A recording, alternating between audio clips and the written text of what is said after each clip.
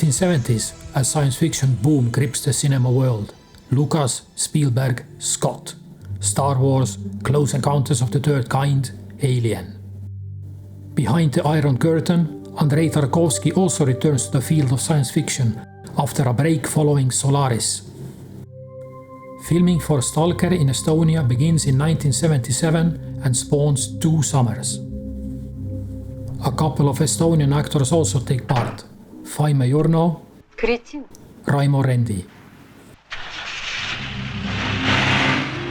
A year earlier, the Estonian film studio Tallinn Film commissions the Strugatsky brothers, widely recognized as the grand masters of Soviet science fiction, to write a script for a feature film called Dead Mountaineer's Hotel.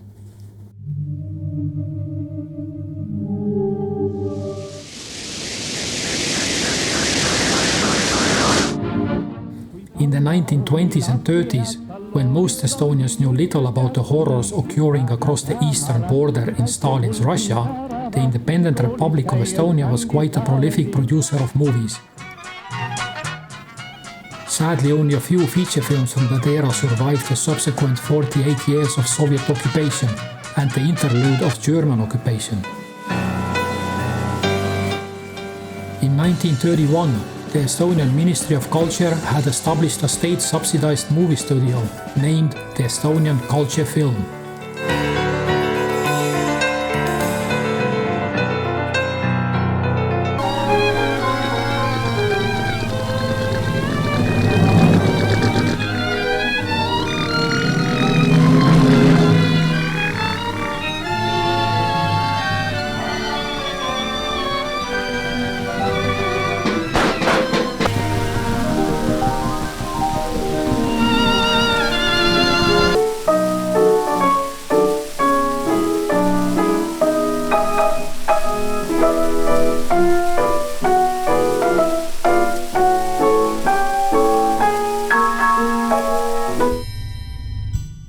Under Soviet rule, the studio, like any other business or venture, was nationalized.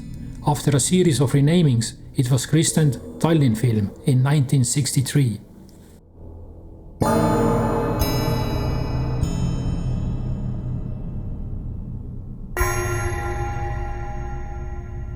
Stalin had died 10 years earlier, leading to a somewhat of a toll within the Soviet Empire. Once again, Estonians' Western or non-Russian nature became clearly apparent.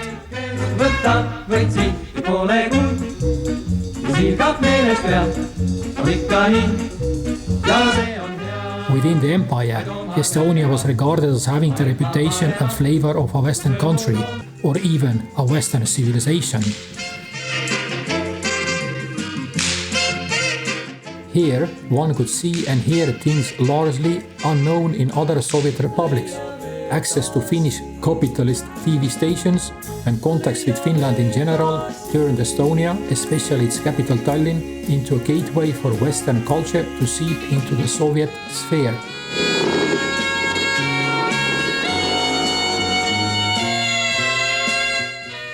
Estonian musicians performed before massive audiences throughout the Soviet Empire, introducing Western music to its farthest corners. From disco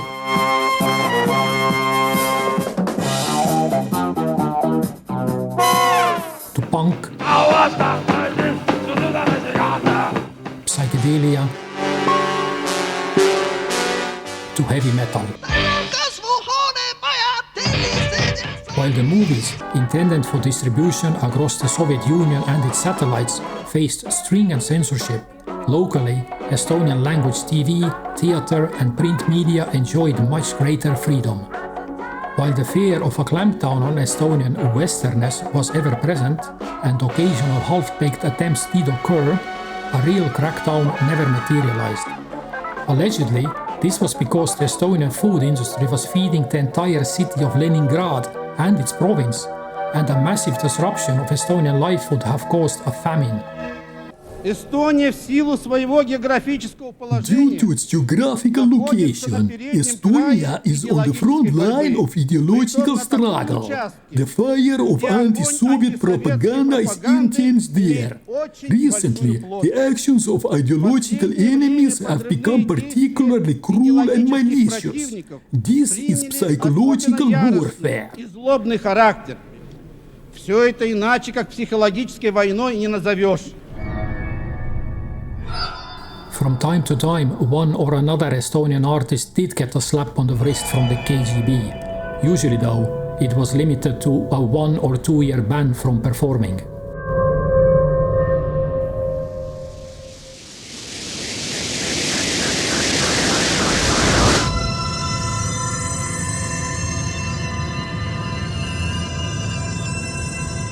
The story takes place in a secluded mountain hotel located in an unnamed country. Switzerland. Tookord sõitsin ma väljakutse peale mägihotelli. Hotelli nimi oli Hukkunud Alpinist ja sõitsin oli üsna raske. Police inspector Peter Glebski arrives at the hotel after receiving an anonymous tip-off.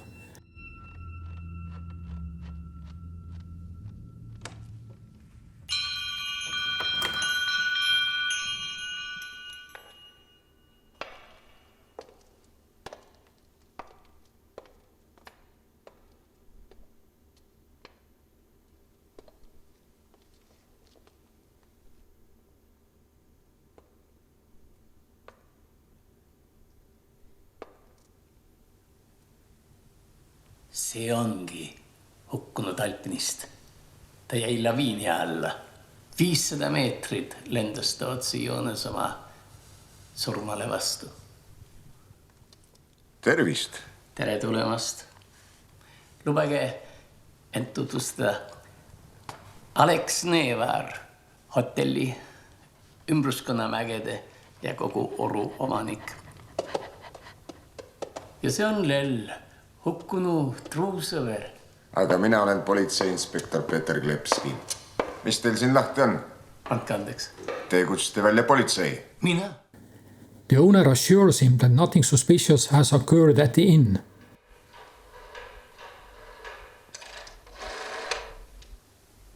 Halloo, kapten. Siin Glebski. Kannan ette, siin hotellis pole midagi erilist juhtunud. No ja asjata sõit. Mis? As it is too late in the evening to leave, the inspector decides to stay for the night and enjoy the company of the likable host. Mul on tuberkuloos. Arstide jutu järgi peaksin kogu aeg värske õhu käes istuma. And somewhat eccentric guests.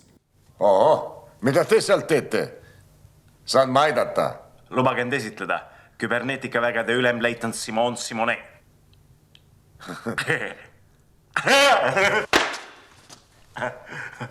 Naljakas, eks ole? Vabalt. Politseiinspektor Peter Glebski. Tegelikult ma olen füüsik. 4 aastat ilma puhkuseta. Projekt Midas. Olete kuulnud? Täiesti salajane. Ja. Ma tulin siia, et mägedes ronida, aga lund on liiga palju ja pääse kuidagi ligi. Härrased, lubage esitada teile inspektor Glebskid. Siin on minu kauge sugulane Brüün. Tema kõrval Olav Anvarofors. Tervist. Proua Muuses, palun saage tuttavaks. Palun. Ma jumaldan politseid. Nad on nii vaprad, nii hulljulged. Teie ju olete hulljulge, härra inspektor. Kahju küll, madam, aga ma olen ainult tavaline politseiametnik. Ma ei usu. Sellise välimusega lihtsalt peab olema sangar. Mis te nüüd?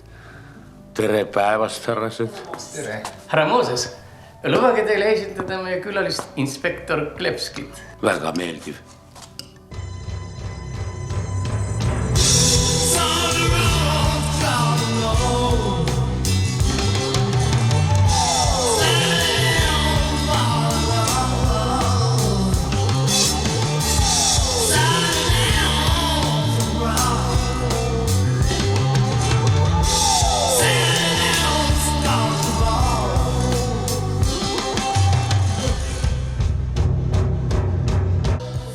Ja kes on see härra Moses?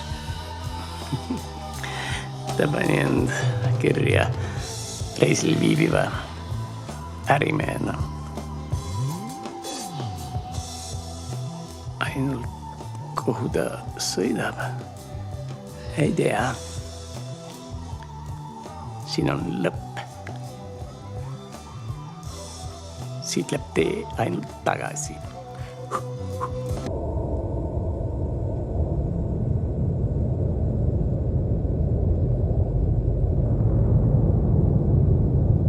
When an avalanche severs the hotel's connection to the outside world, mysterious and otherworldly events begin to transpire.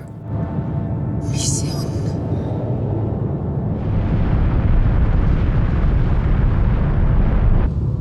Mis on? Mis juhtus? Olav! Hei! Kas teil on ka pime? Rahu, härrased. Ma palun rahu. Valgus tuleb 2 minuti pärast. Kõik on kohe korras. Ma lähen lülitan sisse tagavara generaatori.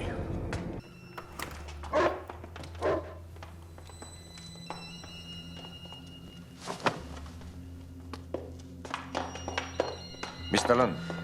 Ei tea, vist külmunud. Ja kes ta on? Ei tea, kähku brändid või midagi kuuma. Magama jäid või? Oota, ma lähen tunise. Nagu jääpurikas. Ja te ei kuulnud midagi? Ei, mitte midagi. Te ei kuulnud laviini? Laviini? Mis teie nimi on? Loarvik. Ja nimi? Loarvik. Härra Loarvik. Jaa. Selles see asi ongi. Inspektor, mind nähti koridoris ja ka mina nägin mind. Ja mina sidusin mind kinni.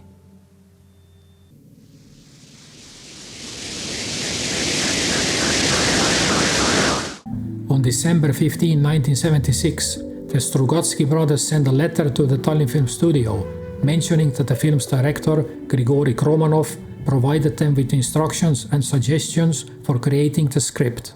Kromanov proposed that the script be written as a first-person narrative by Glebski, ensuring that the main character's inner monologue would play a crucial role in the film, just as it does in the novel.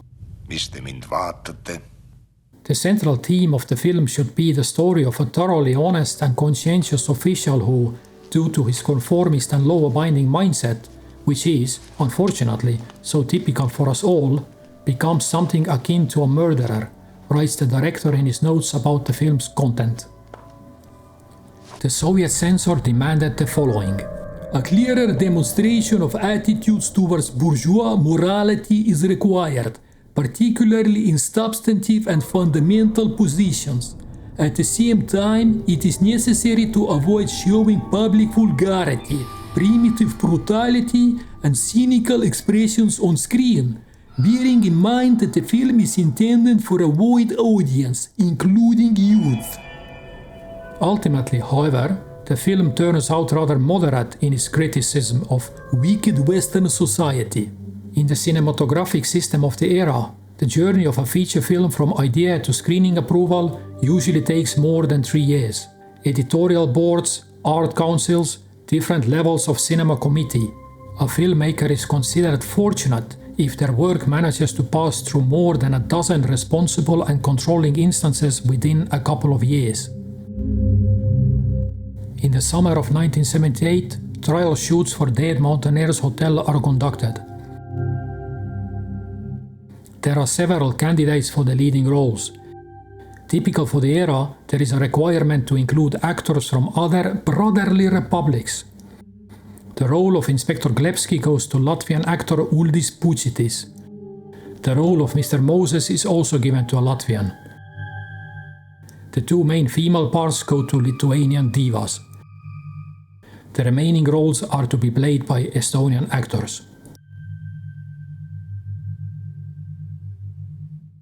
Trial shoots were not conducted for the dog actor, and several dogs appear in the film. In Estonia, two St. Bernards named Murjam and Lars played a role. Later, during filming in Kazakhstan, a dog named Antei was borrowed from Almaty for the same role. Reportedly, the combined cast of Estonian, Latvian and Lithuanian actors worked together smoothly. The Latvian and Lithuanian actors delivered their line in Russian, which can be seen by those skilled in lip reading. A Russian language dubbing was later created at Lenfilm, with some of the top Russian actors brought in to read the lines. The actual filming begins on September 5th, 1978. The scenes set in the Alps are filmed in Kazakhstan, in the Tian Shan Mountains. The filming location is a sports base in the mountains, situated more than 20 kilometers southeast from the center of Almaty. It is high-altitude terrain, as evidenced by the fact that those involved in the filming have to undergo medical examinations. A doctor is always available during the shoots. In addition to the figures written into the contracts, a high-altitude bonus of 20% is paid for the work. The precise location for the hotel is to a place where something cosmic, mysterious and infinite can be felt. A suitable place is found at 2300 meters altitude.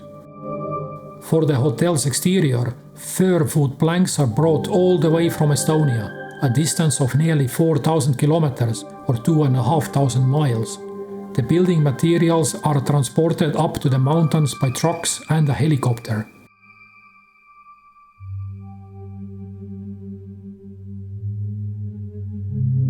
The avalanche, which is shot at an altitude of 2,800 meters, is artificially created.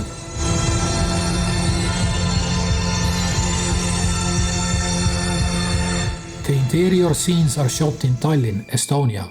For this purpose, a 3.5-story complex is erected at Kadriorg's Dynamo Tennis Hall, considered one of the most expensive sets in the history of Estonian cinema.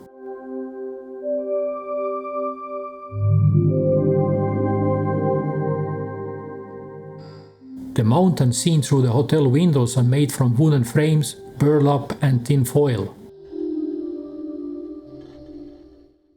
The icicles hanging from the eaves are blown in Tarbeklas glass factory, while the snow in the courtyard is made from goods procured through connections and in particular short supply at the time, medical cotton wool and a couple of tons of salt shaken onto it.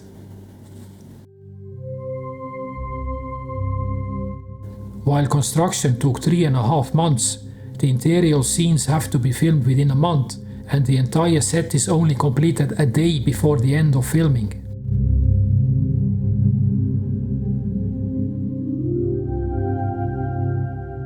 While the director's initial vision was for the action to take place in a classic alpine chalet, which aligns with the Strugatsky brothers' vision, the production designer Tõnu Virve and director of photography Jüri Sillart envisioned the decor as high-tech and hyper-realistic, the best and most modern Estonia has to offer. An important place is occupied by the artworks placed indoors, consisting solely of avant-garde Estonian visual and applied art, which was introduced with the hope that if the film gains wider recognition, people will also see what is happening in the Estonian art scene.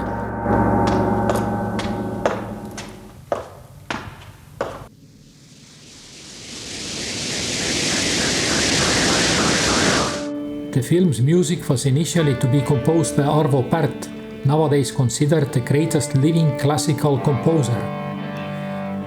However, circumstances change as Pärt begins to emigrate from the country, and the director's preferred replacement cannot be found after he disappeared to the many bars in Tallinn.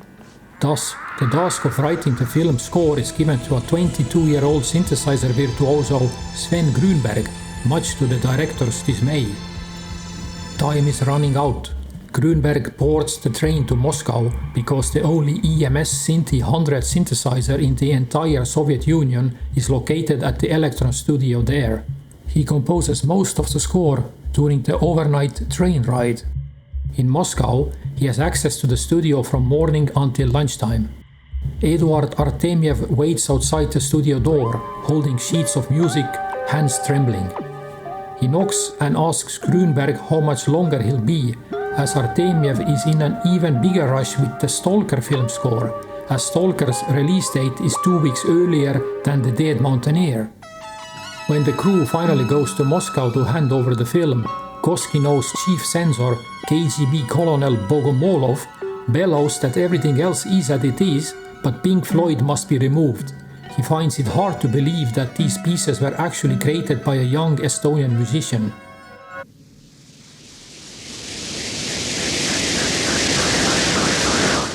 In Estonia, the film began showing in cinemas in August 1979. Early in the following year, it premiered in Moscow. After the premiere in Moscow, composer Sven Grünberg was approached by Arkady Strugatsky, who congratulated him on the impressive film. Grünberg humbly replied that they had tried their best, but acknowledged that Stalker is considered already a great classic. Strugatsky, however, dismissed Stalker, calling it rubbish and unworthy. He praised Dead Mountaineer's Hotel as a truly good film. By the end of 1980, the film had gathered a total of 17.5 million viewers in Soviet cinemas and 44,300 viewers in Estonian cinemas. It was sold to 28 countries. Dead Mountaineer's Hotel won the special prize of the jury at the 1980 International Science Fiction Film Festival in Trieste, Italy. The film was digitally restored in 2009. This concludes the story of Dead Mountaineer's Hotel. Join me in part 2 for another gem from behind the Iron Curtain.